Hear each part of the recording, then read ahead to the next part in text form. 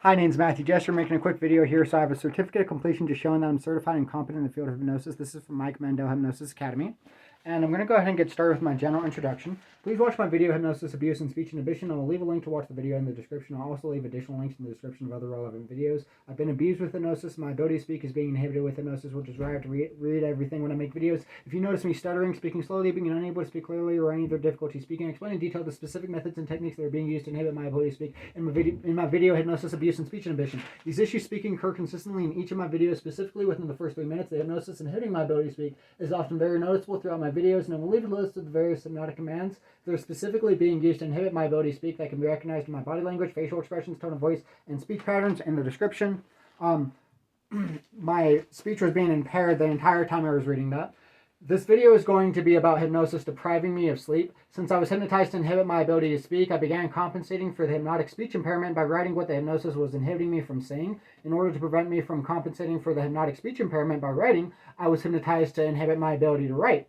I noticed that if I had a witness around or if I was recording myself, it limited how much the hypnosis was able to inhibit me without being too noticeable. So I began recording myself writing. In order to prevent me from compensating for the hypnosis inhibiting my ability to write by recording myself writing, I was hypnotized to become sleep deprived specifically before important deadlines to impair my ability to adapt and compensate as much as possible.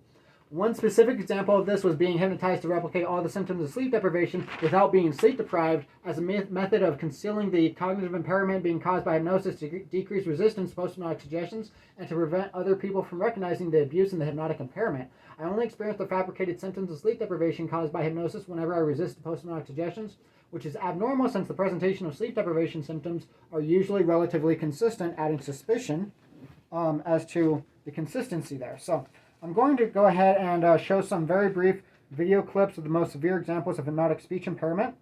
As an example of the validity and credibility of the allegations I'm making regarding hypnosis and abuse. So these are the most severe examples of hypnotic speech impairment I've experienced that have started over the last 4 weeks. The speech impairment can be seen in the video, specifically in the amount of difficulty and physical strain I experience speaking. That can be noticed in my tone of voice and facial expressions, which are very difficult to fake. I actually have a 23-minute hypnotic speech impairment video compilation of video clips from full-length videos.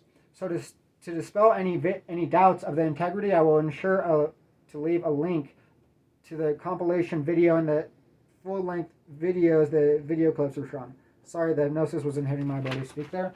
You will be able to see some much more severe examples in these video clips right now.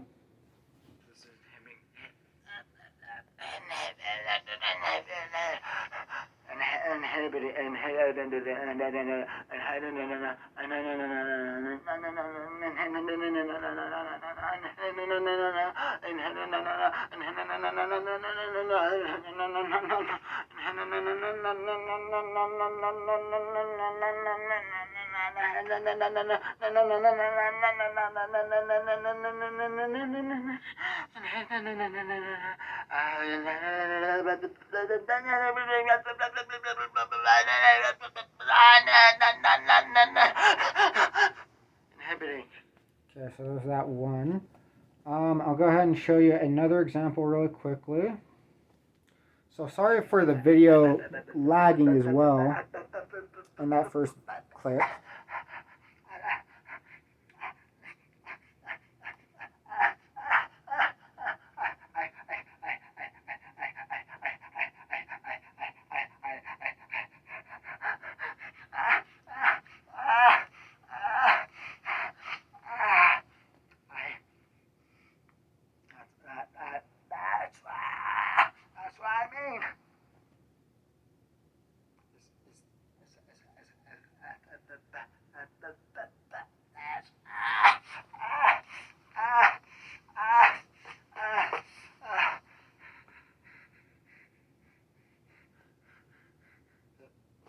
Trying to frame me.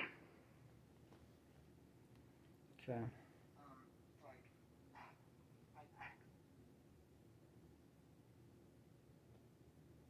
And that's that. So I'll go ahead and get started. I'm going to go over some variables that can influence the credibility of the allegations I'm making regarding hypnosis and abuse.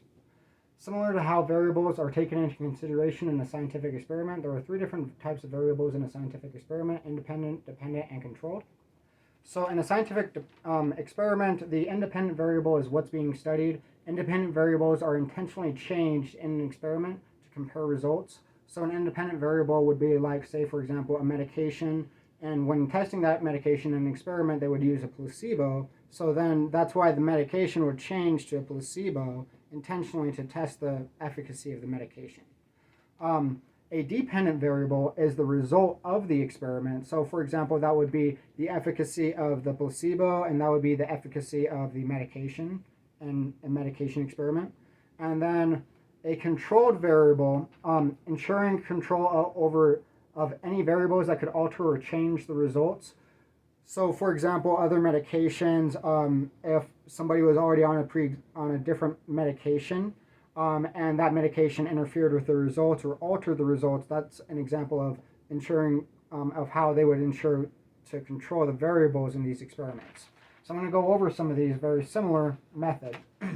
The primary method of concealing the presentation of hypnosis and validating allegations of hypnosis was instilling the false belief that uncontrolled variables caused the anomalies that were caused by hypnosis. This was a form of psychological manipulation and abuse called gaslighting, which involves invalidating and questioning a victim's beliefs, reality, and its insanity.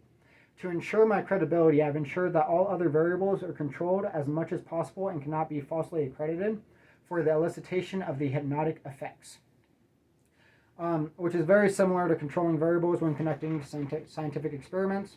So mental illnesses such as bipolar 1 and 2 or schizophrenia cannot cause motor tics or vocal tics as symptoms, invalidating any claims that the speech impairment that you may have seen in those videos, for example, were caused by mental illness or various symptoms of mental illness such as delusions, hallucinations, grandiosity, or paranoia. I've never had any motor tics or vocal tics before the age of 18. Like I said, this happened in the last 4 weeks. The severe speech impairment began shortly after I started recording videos about hypnosis and abuse, invalidating any claims that the speech impairment was caused by a majority of existing movement disorders, speech disorders, or tic disorders such as Tourette syndrome or tardive dyskinesia. I'm not taking any medications that can cause tics, such as mood stabilizer medications or antipsychotic medications, invalidating any claims the speech impairment was caused by medications. Sleep deprivation cannot cause vocal tics or motor tics, invalidating any claims that the speech impairment was caused by sleep deprivation. I have not suffered any form of head injury or brain damage, invalidating any claims that the speech impairment was caused by brain damage. I am sober, I'm not using any drugs, alcohol, or nicotine, and these severe speech impairments began in the last 4 weeks, shortly after I started recording myself writing, invalidating any claims the speech impairment was caused by the use of drugs, alcohol, or nicotine. Hypnosis can induce motor tics and vocal tics, and hypnosis can also induce involuntary speech impairments. The other possible variables I just reviewed are controlled and invalidated, resulting in hypnosis being the only valid variable that can scientifically explain the involuntary speech impairment, vocal tics, and motor tics. So, I'll give you an example of an independent variable in this setting. This would be kind of like the placebo in the sense of comparing that to the other samples of those video clips.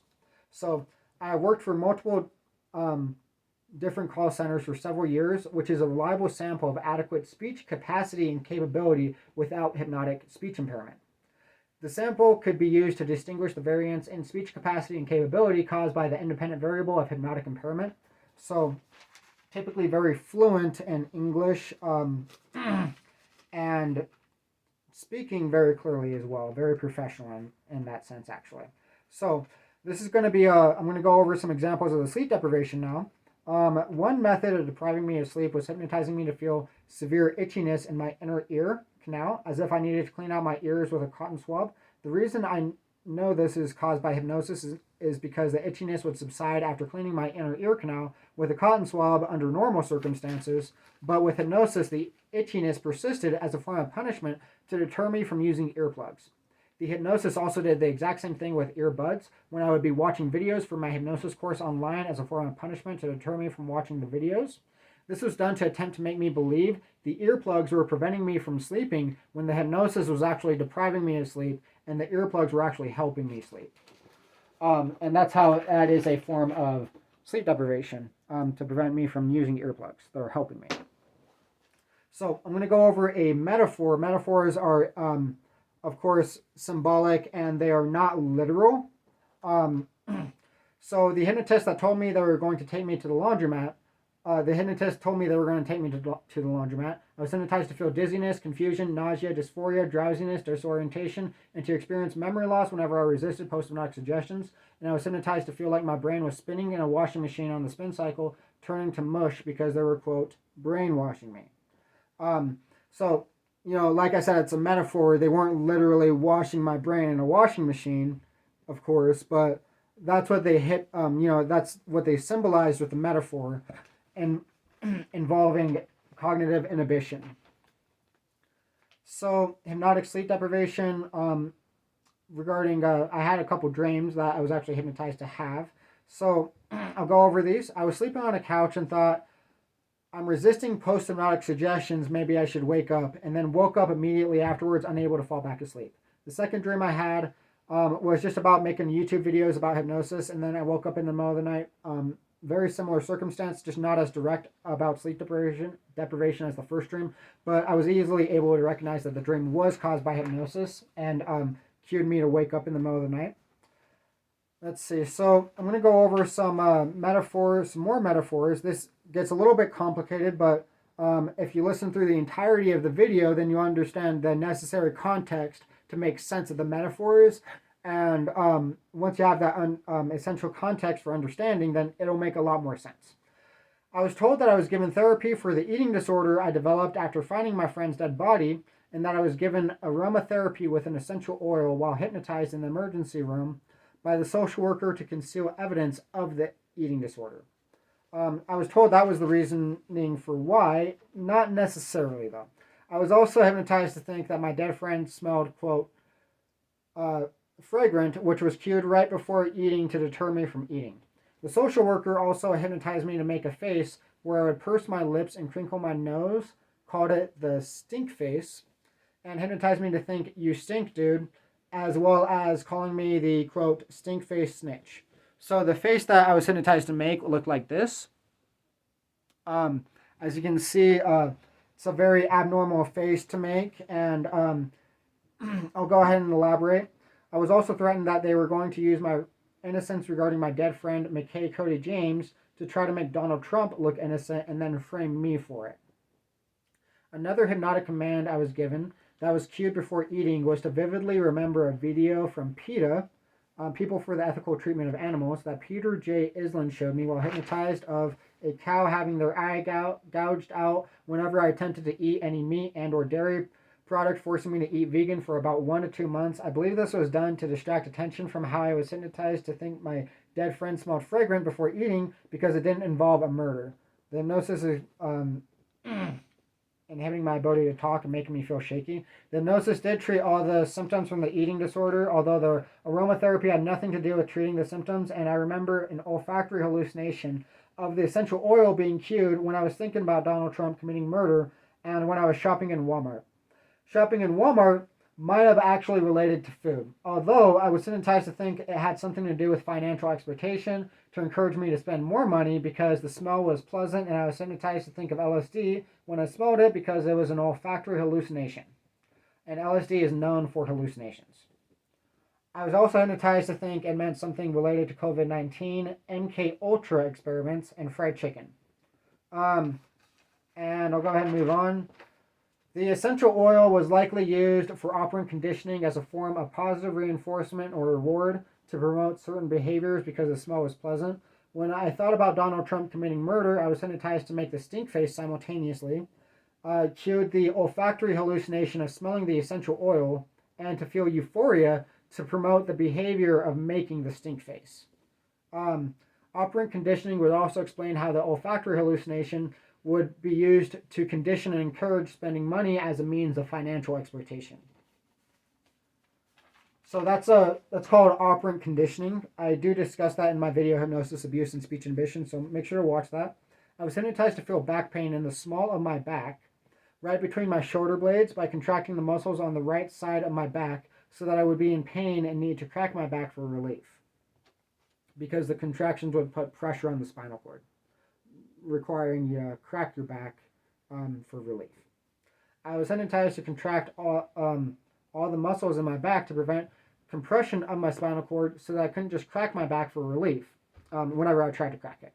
I was also hypnotized to feel an intense desire to crack my back frequently and to imagine seeing Donald Trump's back in a navy blue suit jacket and to imagine how easy it would be to crack his back with his broad shoulders when I felt the desire to crack my back, and to imagine that if I was able to crack his back, it would feel like I cracked my back.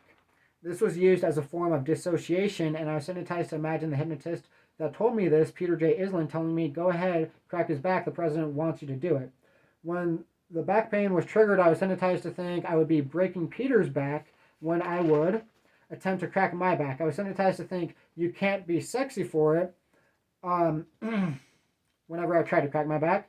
I didn't know why I was hypnotized to feel back pain for several years until I was cued to remember that it was supposed to metaphorically reference a PTSD nightmare in which my sleep doctor was picked up and dropped onto his back repeatedly, breaking his back in extremely graphic detail. This specific nightmare was the most vivid and graphic nightmare I've ever had, and since the nightmare was about sleep deprivation, this was used to relate the breaking my back metaphor to hypnotic sleep deprivation.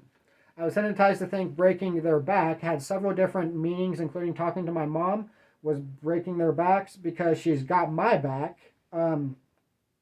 Having credibility was breaking their backs. Breaking the news was breaking their backs. Breaking the hypnotic seal was breaking their backs. Putting Donald Trump in prison was breaking their backs. Investigating Donald Trump for murder was breaking their backs. Breaking the hypnotic laws they made for me was breaking their backs. I described what this means in detail in my video, Hypnosis, Abuse, and Speech Inhibition. The hypnotic commands they told me were like hypnotic laws I had to follow, and that's what they meant by breaking the hypnotic laws, was resisting post-hypnotic suggestions or resisting hypnotic commands. And I was also hypnotized to think breaking the jail was breaking their backs. Since I was framed for crimes I didn't commit, I was hypnotized to think that proving my innocence was like a jailbreak, because if I couldn't go to jail for crimes I didn't commit, it would be like I broke the jail because the jail wouldn't work anymore. It would be broken.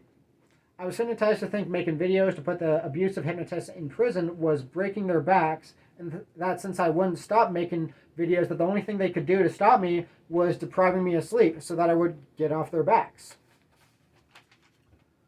So that's how that got related, and then that goes back into the stink face here pretty soon. So right now I'm going to talk about Donald Duck hypnotic suggestions. When I thought of Plattsburgh, New York, I was hypnotized to think Donald Trump is in prison and guilty of murder, and to imagine Donald Trump in a blue suit being flat, and I was hypnotized to think it meant having to, quote, decompress. Not knowing what it meant, but I was also hypnotized to by Christine Price to think it was a very bad thing. Whatever it meant, I was also hypnotized to think of a platypus when I thought of Plattsburgh, because the first syllable plat is identical in the words platypus and Plattsburgh, as well as being hypnotized to imagine how a platypus bill is relatively flat and how a duck's bill is relatively flat, and how plat and flat rhyme, and I was also hypnotized to imagine Donald Duck when I thought of Plattsburgh. So this was all very confusing, and it didn't make sense until I connected these hypnotic suggestions with other hypnotic suggestions, kind of like how you can't recognize the picture on a puzzle with only one puzzle piece, but the more puzzle pieces you combine, the clearer and easier the picture is to recognize. The other two puzzle pieces in this part of the picture are Peter J. Island and Kathleen Island hypnotized me to think that my dead friend, McKay Cody James, smelled, quote, fragrant when I tried eating. The social worker at Jordan Valley Medical Center making me smell an essential oil after hypnotizing me and telling me that it was therapy for the eating disorder I developed after finding McKay Cody James dead in the woods, by hypnotizing me to make something called a stink face and calling me a, quote, stink face snitch, and how when I was hypnotized to crack my back, I would have to bend over and arch my back to make it crack, and it would almost be like I looked like a duck while doing it, and being hypnotized to think you can't be sexy for it. So what this means, by the way, is like when I'd have to arch my back like this in order to apply the compression between my shoulder blades to crack my spinal cord. And with the position there where my butt would be sticking out, kind of like as if and my back would be arched, very similar to how a duck is, kind of arched horizontally with her spinal cord. So moving on from that, It's also related because it actually is explained in here. So I'll go ahead and finish. The metaphors are all become related in the context of making the quote stink face a viral trend, because it could also be referred to as a quote Donald Duck face, since it's basically the quote Donald Trump committed murder version of the duck face. Except since you can't be sexy for it, it would be more difficult to make into a viral trend. So the stink face again would be like this. And I mean, just implying along the lines that they don't want me to become famous for being abused by them, right? Because that's difficult for them to get away with. And moving on from that, the decompressed and flat visualization I was hypnotized to imagine was a reference to the flat anti-marijuana couch commercial that I designed a political parody of to legalize marijuana for a YouTube channel I was going to make called Above the Propaganda. The reason this was referenced in the metaphor is because one of the primary reasons I was hypnotized was to prevent me from making that YouTube channel. The metaphors were typically used to cause confusion, distract attention, and to discredit me. All of the post-hypnotic suggestions had functional purposes that were concealed by the metaphors. The stink face and back pain were intended to conceal the physical strain I experienced speaking from hypnosis, inhibiting my ability to speak by creating the false impression that the physical strain speaking was being caused by pain and not by hypnosis. I was also told that the stink face was supposed to deepen wrinkles, forming dark circles underneath my eyes, and to make it look like I was on drugs or mentally ill. The back pain was used as a form of punishment to deter certain behaviors, specifically whenever I tried to finish something quickly by increasing the amount of pain felt the faster I attempted to finish, and while writing and speaking was used to attempt to allow the hypnosis to inhibit me undetected. Last